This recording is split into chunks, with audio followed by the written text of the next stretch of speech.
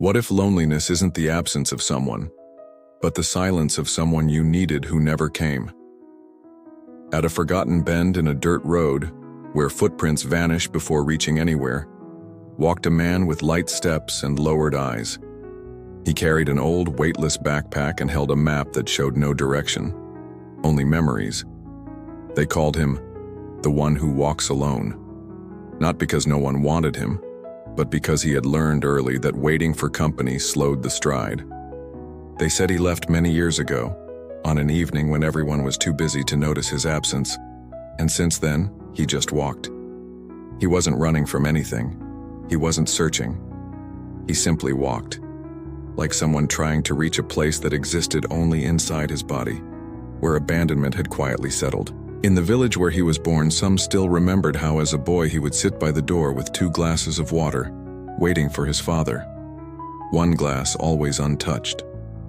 The water evaporated, and so did time. No one ever said, "He's not coming." The boy grew up with that liquid waiting inside him, and never stopped moving since.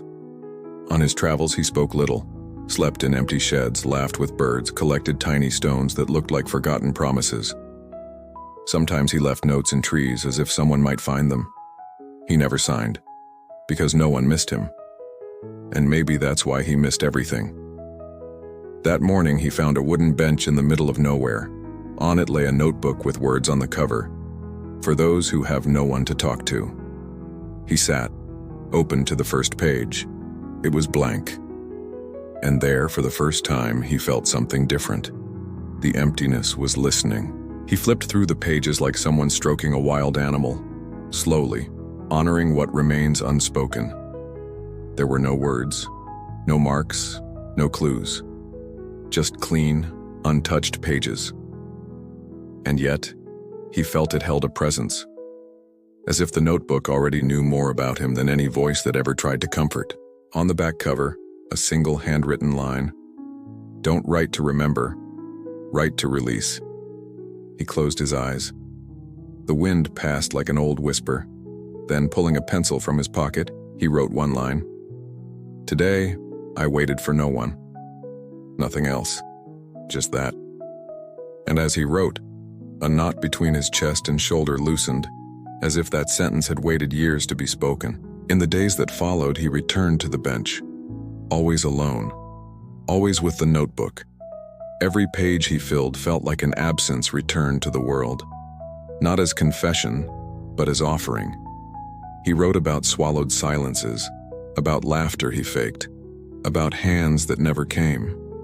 He wrote like someone handing back to the paper what he no longer wished to carry. One afternoon while writing, he noticed something. The bench had been polished, the earth beneath it worn, and a flower bud grew between the wooden slats. It wasn't magic. It was presence. And he understood, still without words, that his loneliness had begun to sprout something else. Companionship without a face, born of listening. He was no longer the only one there. Somehow the path had begun to walk with him. One morning he arrived to find footprints in the dirt around the bench. Small, recent. For a moment he thought of turning back. A part of him still distrusted closeness. But he sat anyway. The notebook was where he left it, now with a flower pressed between its pages. No note, no name, just a gesture, He flipped to his last entry. Someone else in different handwriting had written in the margin, "I waited too, for someone who never came." And without knowing why, he cried. Not from pain, but from relief. For the first time, he wasn't the only one who knew what it meant to wait in silence. In the days that followed, more words appeared. Small replies, quiet drawings, symbols between the lines. There was never a meeting, never a voice. But there was exchange. A faceless companionship made of shared confessions, like 2 travelers sitting side by side without needing to introduce themselves. He began writing differently, no longer just about what hurt, but about what began to bloom. A bird singing unnoticed, the feel of soil after rain, the lightness of not needing to pretend. He discovered beauty even in what could never be shared, and that some truths are only spoken when no one demands an explanation. One afternoon, closing the notebook, he whispered, "I'm here." He didn't know for whom he said it. Maybe for the other, maybe for himself. But the wind seemed to listen, and for the first time he felt he didn't need to be found, to feel accompanied. Somehow loneliness had stopped being absence, and had become ground. That night he couldn't sleep. The wind blew with the same temperature as childhood, and suddenly, without effort, the oldest memory surfaced. One his body had never forgotten. Him, small, holding 2 glasses of water by the door waiting for his father. One glass always full, the other invisible. No one ever explained. No one said he wouldn't come. Life just moved on while the boy built silent worlds to survive the ache. And something broke there. Not his heart, but his trust that someone would come when it mattered most. That memory for years was pure pain. But now, under the light of the notebook, it had changed shape. It wasn't just a wound. It was the beginning of listening. Because in that silence, he learned to hear what others never said, to notice the unsaid, to keep company with what had been left behind. The next morning, he brought 2 glasses to the bench, placed one before him and one beside, filled both with clear water. He wasn't expecting anyone. It wasn't a reenactment. It was something new. A rite, a gift to the child he had been. A reminder that he no longer had to wait to be accompanied. He had become presence. He sat for hours. The wind passed gently. A sparrow landed on the bench. The sun no longer hurt his eyes. And the notebook, resting on his lap, seemed to breathe with him. In that moment he understood. Companionship isn't who arrives. It's what awakens in you. When you stop running from what stayed. A few days later, he returned to find 3 glasses and a note clipped to the notebook. "May I sit here even if I don't speak?" He smiled with his eyes. Didn't answer with a pen. He answered by staying. Staying with the other. Staying with the silence. From then on, people began to arrive. Always one at a time. Always without hurry. Sometimes they sat in silence. Sometimes they left messages in the notebook. No one ever introduced themselves. It was as if the place asked not for names, but for whole presences. An old man planted seeds around the bench. A young woman embroidered a cloth with the phrase, "I'm enough, but thank you for being here." A boy drew 2 hands holding and placed it between the pages.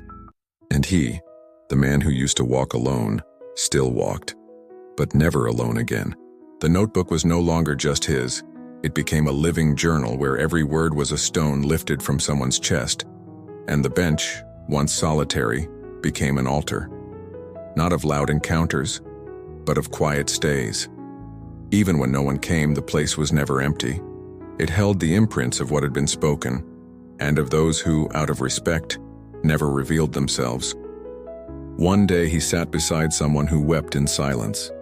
He asked nothing, simply held the notebook between them. The person wrote one sentence, "Thank you for not interrupting me."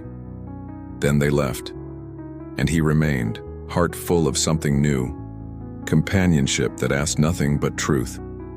One morning, before sunlight touched the stones of the trail, he woke with a different feeling, as if the path was calling him not to go, but to remember. He brought the notebook, the glasses, and a single white flower he had found on the ground days before. He didn't know why, but he had to bring it. When he reached the bench, no one was there. The place looked untouched, yet a deeper stillness hovered, as if time itself was waiting. He sat, opened the notebook, did not write, just looked at the pages filled by so many hands. And there, between words that were no longer just his, he found what he had always searched for. Not companionship, but sharing. And then he understood the secret the lonely path had given him. Those who walk alone learn to sustain presence, not as the absence of others, but as space where another might one day arrive whole. And only those who have stayed with themselves without rushing can truly be company to someone else. He placed the flower on the bench, filled both glasses, and for the first time, didn't wait. he no longer needed to. Loneliness had completed its task. It had taught him to be a shelter. When he stood, he didn't take the notebook, nor the glasses, nor the flower. He left them there, not as abandonment, but as offering. The bench was now a place for those who have nowhere to go, but long to be with someone, without needing to explain. He didn't return the next day, or the one after, but the bench remained, the notebook remained, and the glasses, now weathered by time, continued to be filled by unknown hands.